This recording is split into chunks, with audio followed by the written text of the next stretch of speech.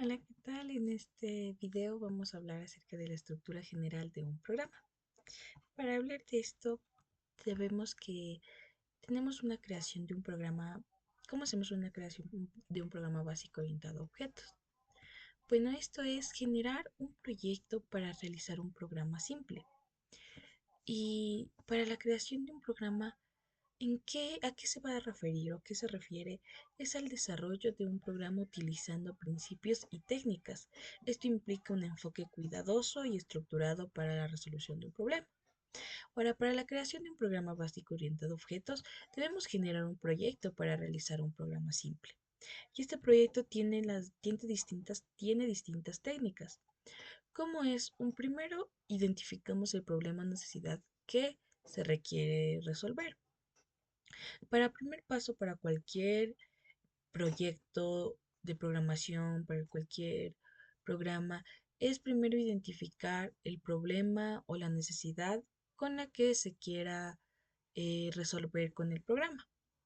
Ahora, como segunda técnica es definir los requisitos del programa. Una vez que ya hayamos identificado el programa, el problema, ya hayamos identificado en el programa el problema o necesidad que queramos nosotros solventar, tenemos que definir estos requisitos. ¿Y estos requisitos qué deben ser? Deben ser claros, concisos y específicos. La tercera técnica es diseñar la solución orientada a objetos.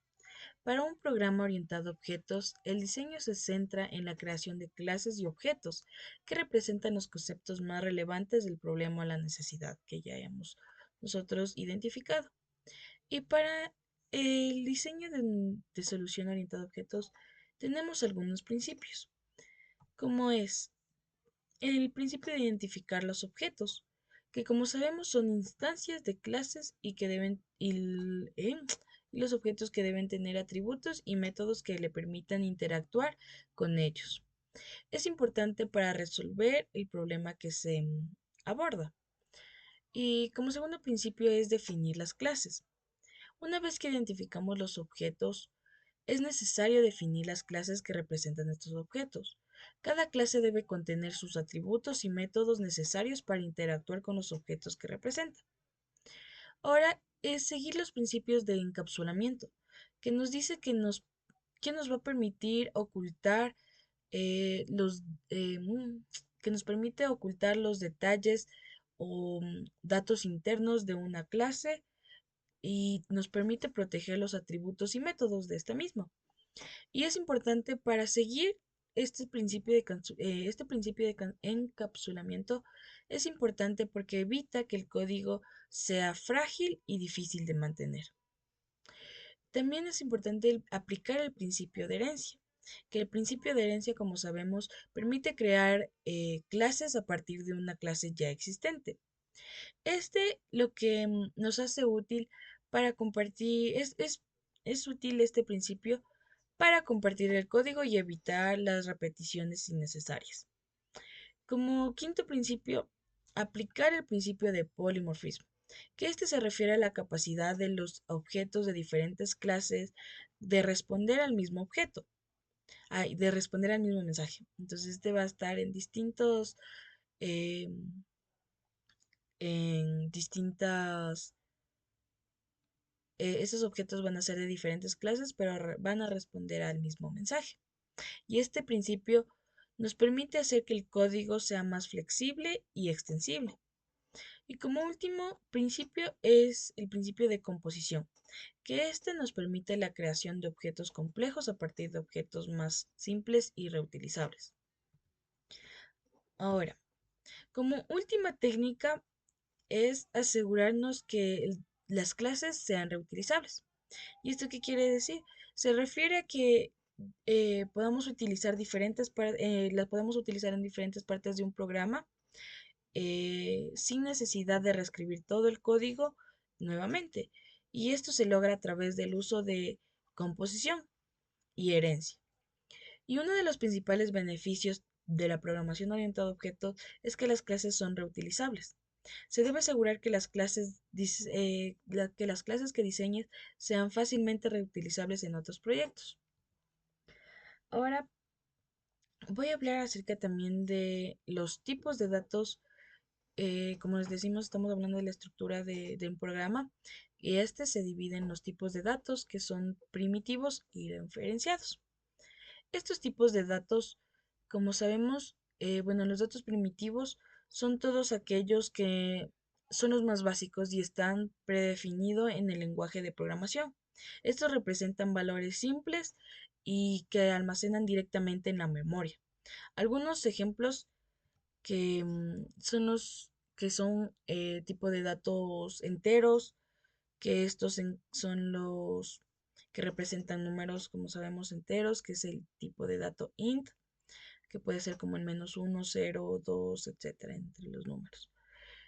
Un tipo de dato flotante, que también es float o double, que este representa números decimales, como el 3.14, 1.002, etcétera.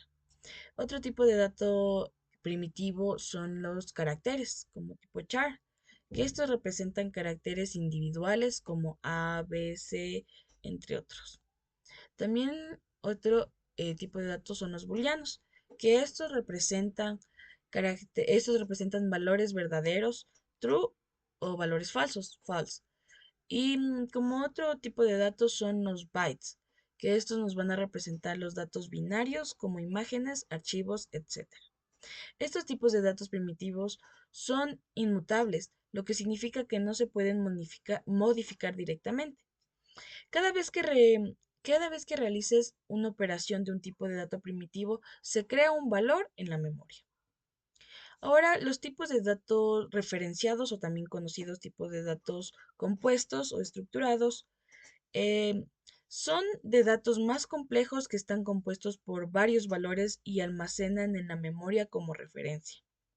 Estos tipos de datos se utilizan para representar objetos más complejos y permiten almacenar y acceder a grandes cantidades de información.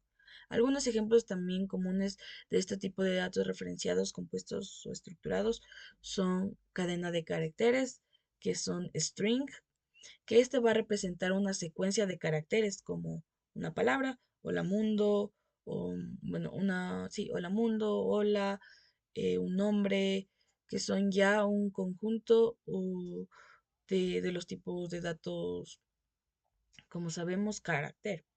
Entonces, otro tipo de dato es las listas, o list o arrays, que son los arreglos. Estos representan en cambio una colección ordenada de elementos del mismo tipo. Para otros tipos de datos referenciados son los diccionarios, que es dictionary o mapa, que esto se representa una colección de pares claves valor, donde cada clave tiene asociado un valor. Y bueno, estos tipos de datos referenciados son mutables, lo que significa que se pueden modificar directamente accediendo a la referencia de memoria. En un programa estructurado, eh, generalmente puede incluir la declaración y asignación de la variable para almacenar y manipular los datos, la definición de funciones o métodos para realizar acciones y la organización de estos componentes en una estructura lógica, como ciclos o condiciones para controlar el flujo de ejecución de un programa. Y como sabemos, los tipos dinámicos, que son todos aquellos, los datos dinámicos que también están en la parte de datos primitivos, que son todos aquellos lenguajes que su tipo de dato puede cambiar en su tiempo de ejecución. Y bueno, en los lenguajes de programación para estos tipos de datos dinámicos o los que hemos estado ya hablando son en tipo de lenguaje Java, JavaScript, Python y PHP y entre los lenguajes de scripting. Eso es todo. Muchas gracias.